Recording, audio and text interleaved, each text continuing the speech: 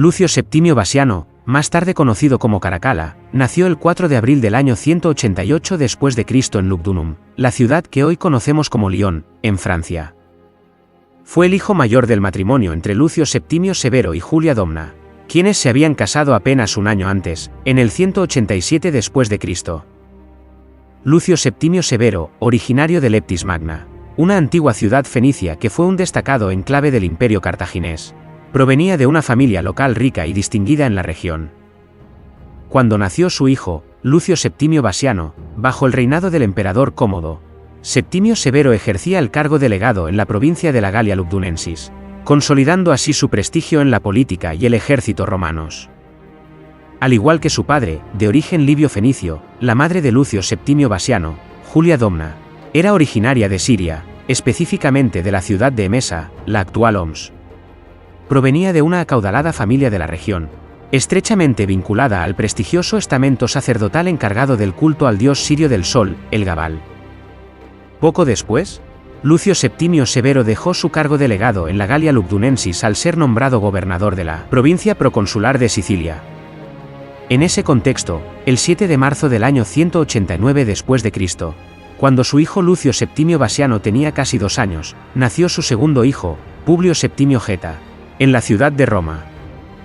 Al año siguiente, en el 190 después de Cristo, Severo fue cónsul sufecto y luego nombrado comandante del ejército en Germania, así como gobernador de la provincia de Panonia Superior, donde estaría acompañado por su esposa y sus hijos.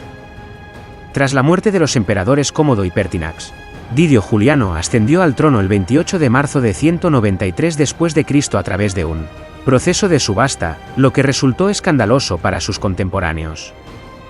Este método de adquisición del poder en uno de los imperios más poderosos del mundo fue considerado ofensivo y generó un profundo desprecio hacia Didio Juliano.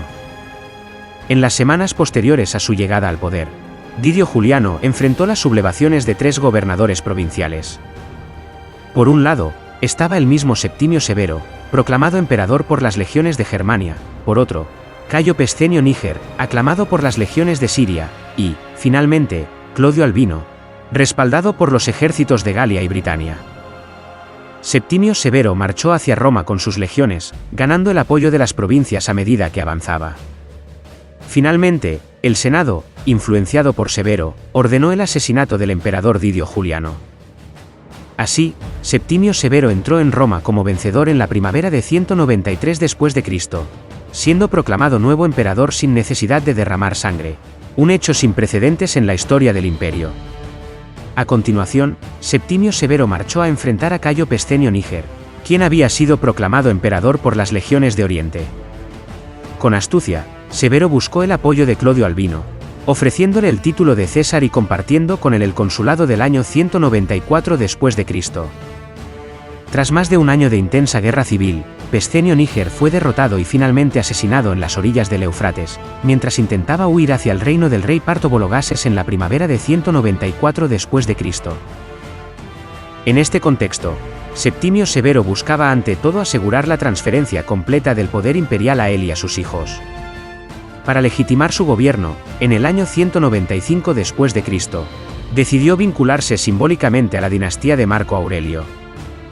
Con este fin, su hijo mayor, Lucio Septimio Vasiano, adoptó el nombre de Marco Aurelio Antonino, reforzando la continuidad dinástica y su legitimidad como heredero, y más tarde asumió también el título de César.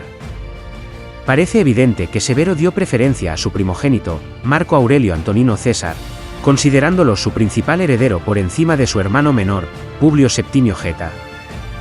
Sin embargo, a partir de ahora, en el vídeo a Marco Aurelio Antonino César se le conocerá como Caracalla, el nombre con el que pasaría a la historia.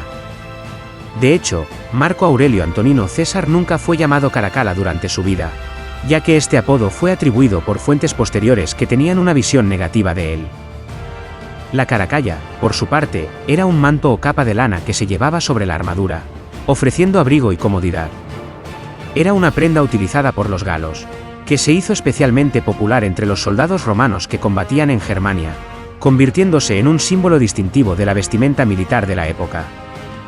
Probablemente Caracalla recibió este apelativo porque, desde muy joven, acompañó a su padre, Septimio Severo, en sus campañas militares, junto a su madre y su hermano menor, Publio Septimio Geta. Después de derrotar a Cayo Pescenio Níger, Septimio Severo dedicó los años 195 y 196 después de Cristo a consolidar su control en Oriente, gestionando los asuntos de la región de la manera que consideraba más favorable para sus intereses, lo que incluyó varias operaciones y una expedición militar contra los partos. Tras su victoria sobre Níger, Severo comenzó a ver a su antiguo aliado Clodio Albino como un obstáculo a eliminar. La ruptura entre ambos se concretó cuando, en otoño de 196 después de Cristo, Albino se proclamó emperador.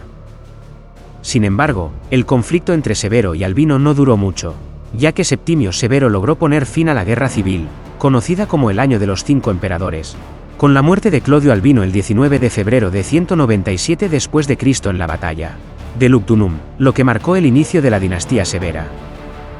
Tras vencer a su último rival, Septimio Severo marchó a Roma con todo su ejército, siendo recibido con honores y vítores, tomando así posesión del trono imperial.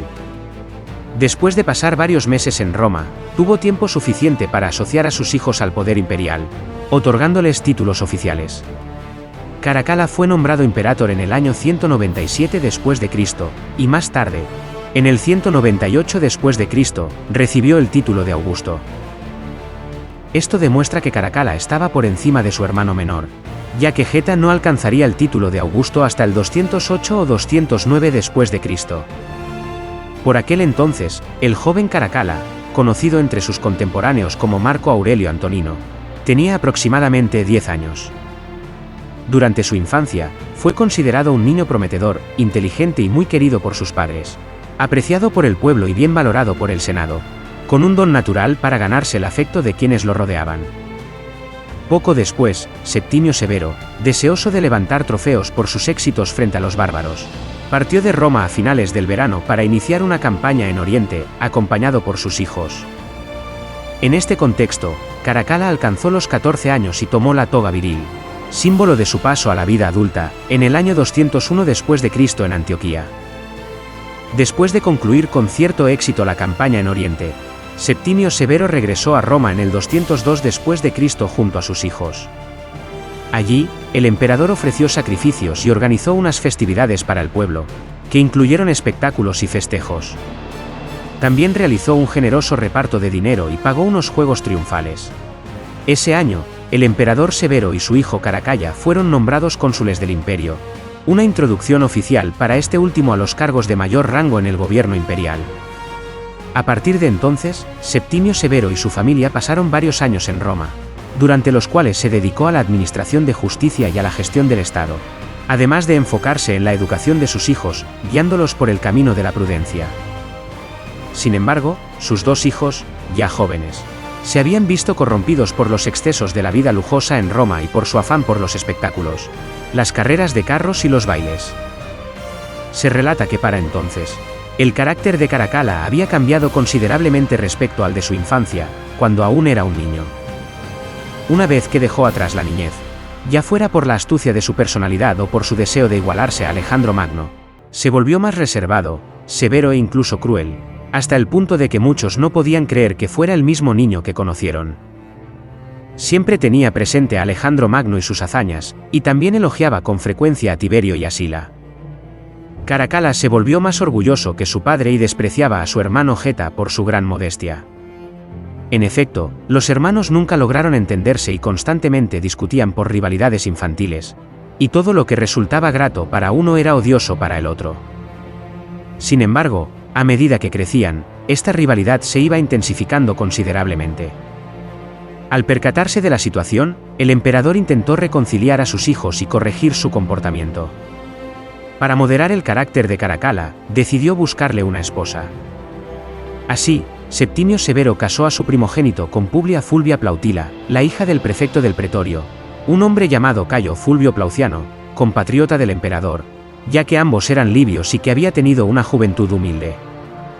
Sin embargo, Caracalla no estaba satisfecho con su matrimonio, que había sido más una imposición que una elección libre, y su desprecio por Fulvia Plautila y su padre era evidente, ya que no compartía ni el lecho ni el hogar con ella. Con frecuencia, Caracalla la amenazaba con matarle a ella y a su padre cuando se convirtiera en el dueño absoluto del imperio, La joven le relataba estas amenazas a su padre, lo que provocaba su ira al enterarse del odio de su yerno. Plauciano se daba cuenta de que Severo era ya un anciano, continuamente aquejado por enfermedades, y decidió anticiparse a los acontecimientos en lugar de esperar pasivamente, por lo que comenzó a conspirar para asesinar al emperador y a su hijo Caracalla. Sin embargo, la conspiración fue descubierta, y Plauciano fue asesinado en el invierno del 205 después de Cristo. Ese mismo año Caracalla volvió a ser designado cónsul por segunda vez, pero esta vez en compañía de su hermano Geta. A partir de entonces, Severo pasó la mayor parte de su tiempo en las posesiones imperiales de las afueras de Roma o en la costa de Campania, ya que deseaba alejar a sus hijos de la vida en Roma y que disfrutaran de una existencia más honesta, pues los veía entregados a los espectáculos más de lo que convenía a los futuros emperadores. En ese contexto, Caracalla, que tenía alrededor de 16 años, tramaba la muerte de su esposa, la hija de Plauciano. Sin embargo, Septimio Severo la desterró a Lipari, una de las islas al norte de Sicilia, junto a su hermano, proporcionándoles los medios necesarios para vivir con abundancia.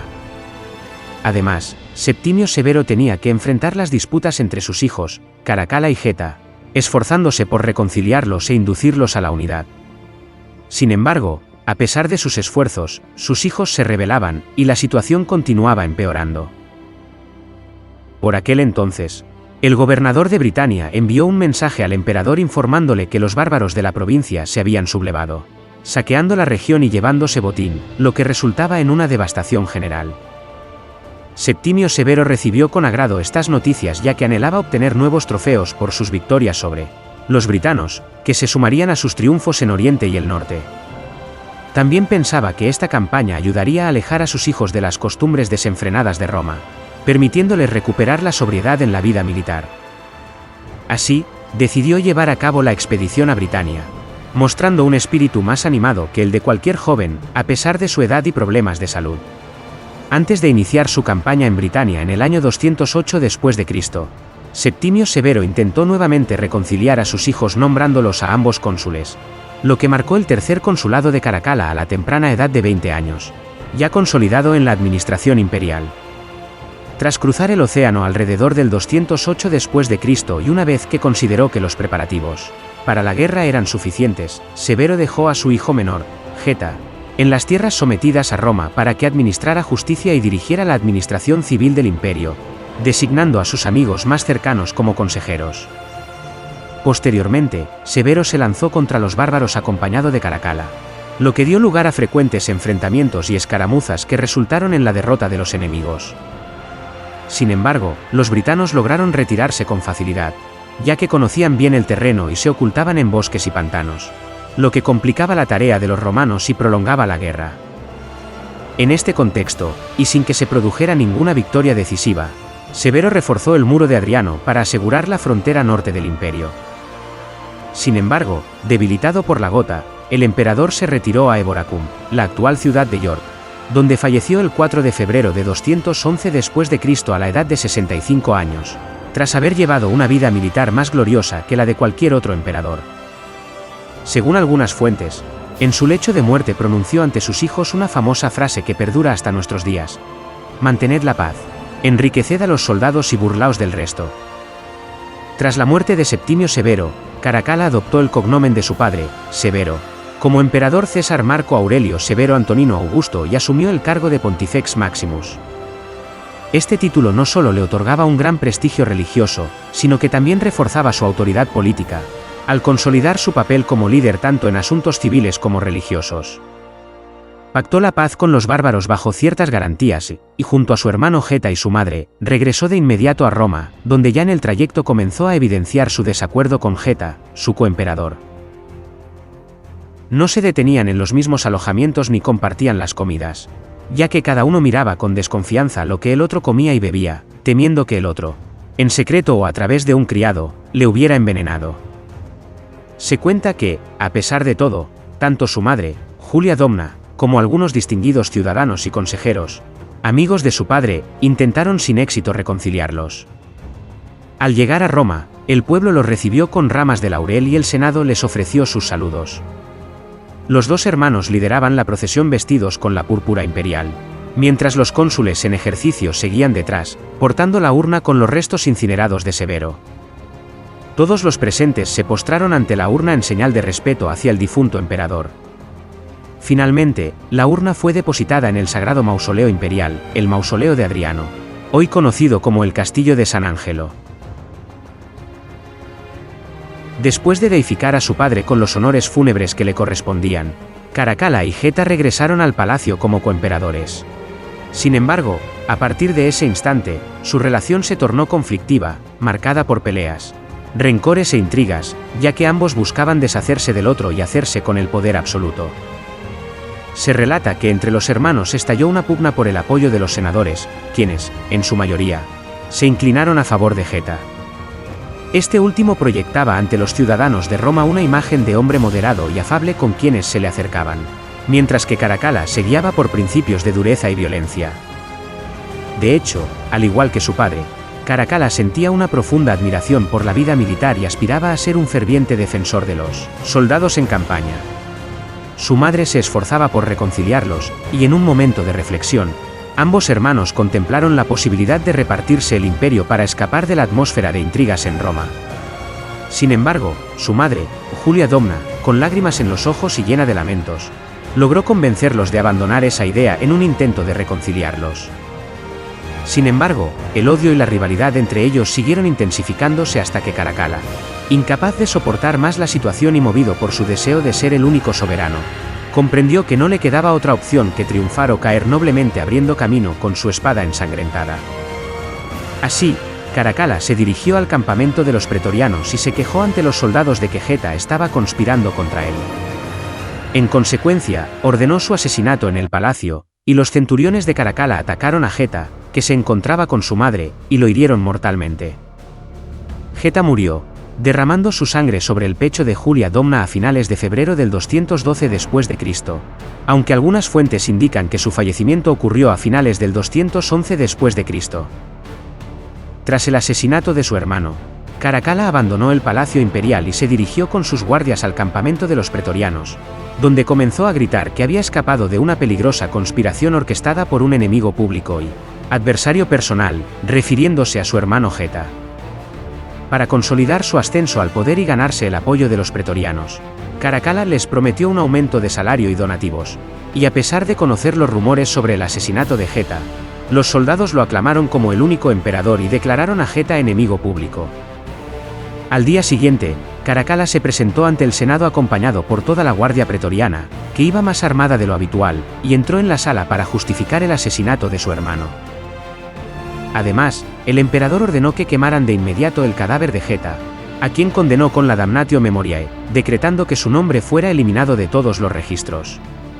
Luego de esto, concedió la repatriación a quienes habían sido relegados y desterrados. Posteriormente, se dirigió a visitar a los pretorianos y pasó la noche en los cuarteles. Poco después, toda la corte y los amigos de Geta fueron asesinados, al igual que el personal que había estado a su servicio.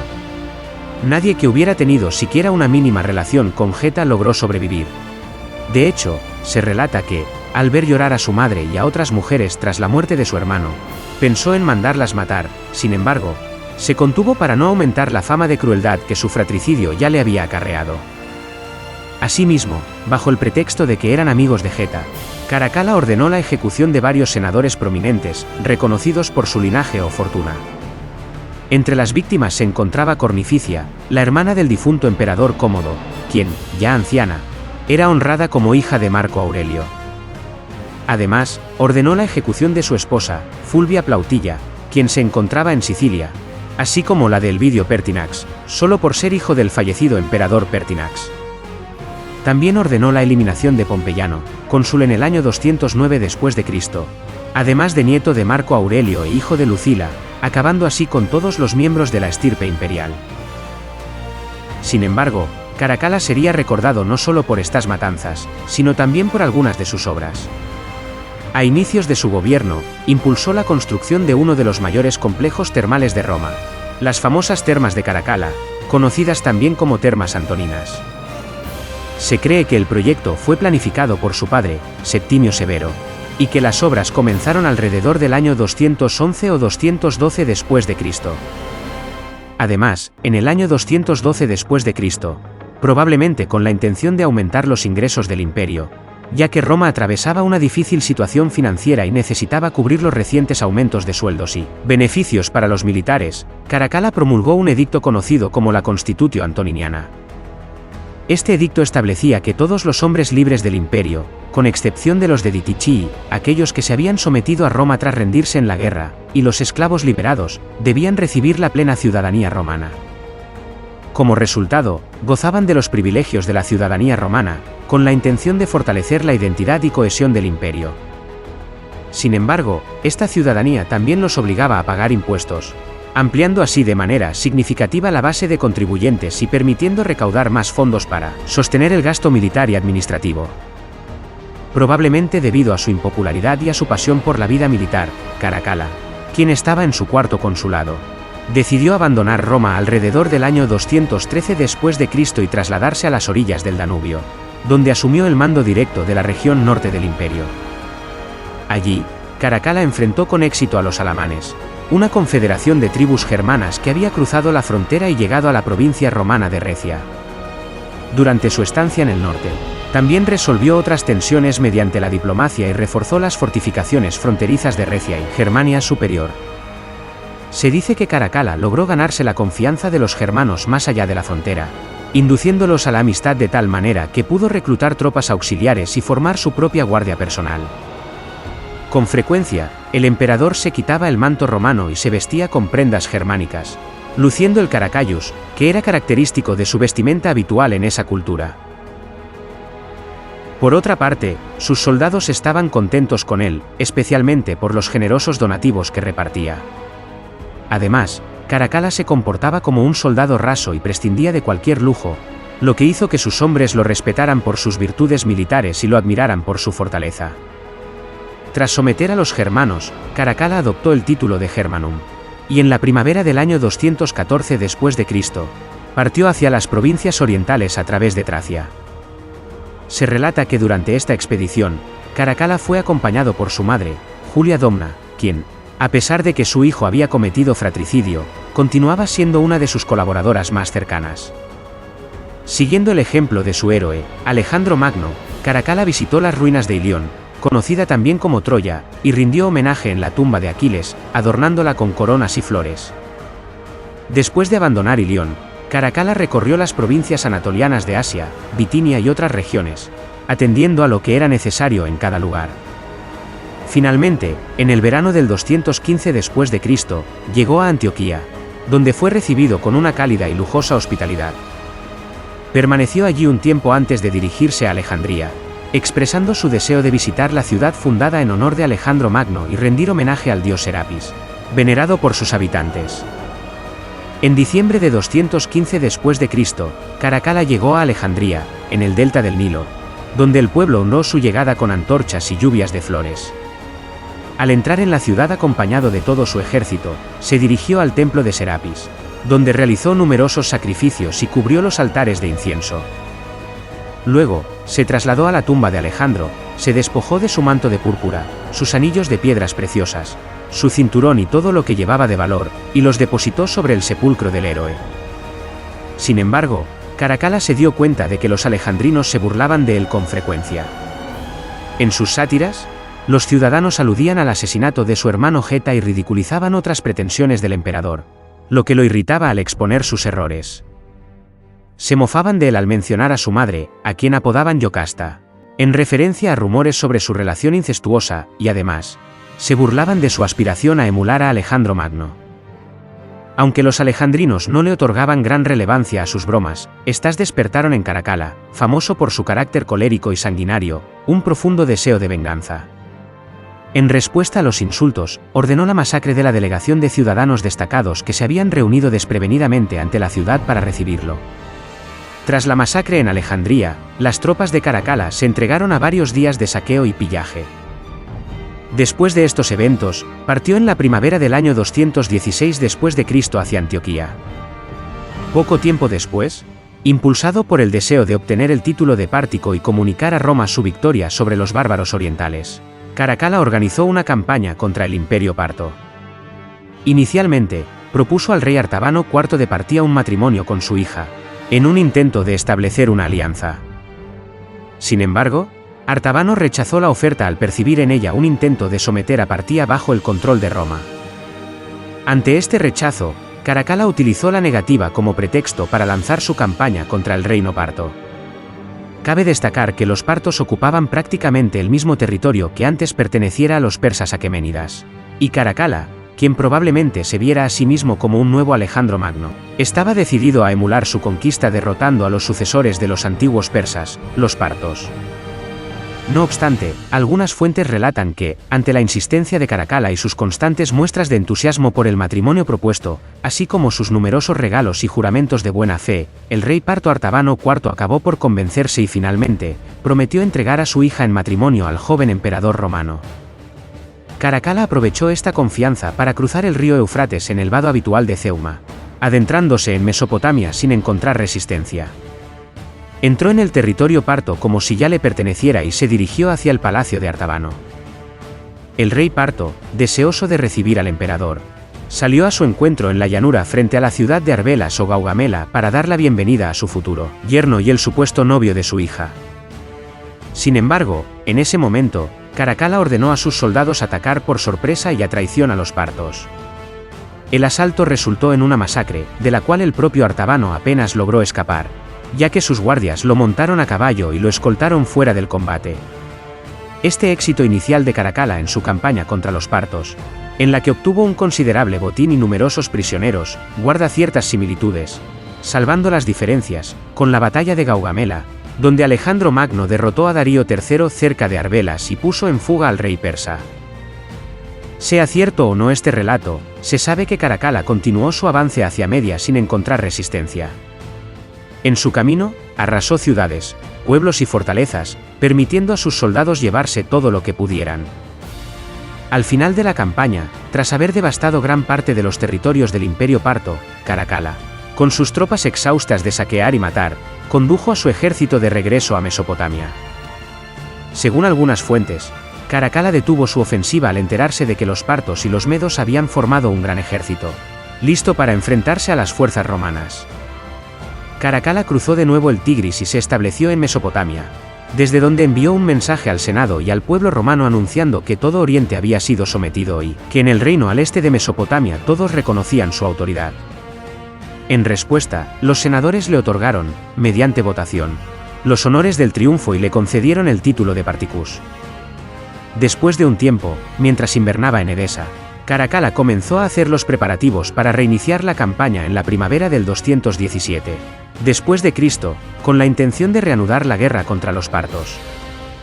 En este contexto, uno de los prefectos del pretorio del emperador, Marco Opelio Macrino, decidió conspirar contra Caracalla debido a las constantes amenazas y humillaciones que sufría a manos del emperador. Logró que se uniera a su causa un centurión de la guardia personal de Caracalla, llamado Julio Marcial. Así, cuando Caracalla estaba en Carras en Mesopotamia, quiso salir del campamento para dirigirse a un templo y marchó con una reducida fuerza de caballería, con la intención de regresar inmediatamente después de ofrecer un sacrificio al dios. A medio camino, Caracalla sintió la urgencia de un dolor de vientre y se retiró a un lugar apartado para deshacerse de su molestia. Sin embargo, cuando Julio Marcial, que aguardaba una oportunidad, vio que Caracalla quedaba solo, simuló que el emperador le había hecho señas para que se acercara a informarle o recibir órdenes, y corrió hacia él. Se acercó por la espalda justo cuando Caracalla se bajaba los pantalones y lo hirió con el puñal que llevaba oculto. La herida, que penetró por la clavícula, resultó mortal, y Caracalla falleció inesperadamente, sin la protección de su guardia, el 8 de abril de 217 después de Cristo, a la edad de 29 años. Tras la caída del emperador, Julio Marcial intentó huir, pero fue capturado y ejecutado. Cuando el resto del ejército se dio cuenta de lo ocurrido, se agolpó en el lugar del suceso, profundamente consternado. Sentían que, más que la pérdida de un emperador, habían perdido a un camarada y compañero de luchas. Por su parte, Marco Opelio Macrino, quien se dice que había sido el verdadero líder de la conspiración, fingió lágrimas y suspiros al ver a Caracalla muerto y fue proclamado emperador por sus soldados sin consultar al Senado. El cadáver de Caracalla fue incinerado, y sus cenizas fueron enviadas en una urna a Julia Domna, su madre, que se encontraba en Antioquía, para que le diera sepultura. No obstante, habiendo perdido a sus 2 hijos en circunstancias similares, Julia Domna optó por quitarse la vida. Así concluyó el breve reinado de Caracalla, que gobernó durante apenas 6 años sin la compañía de su padre ni de su hermano.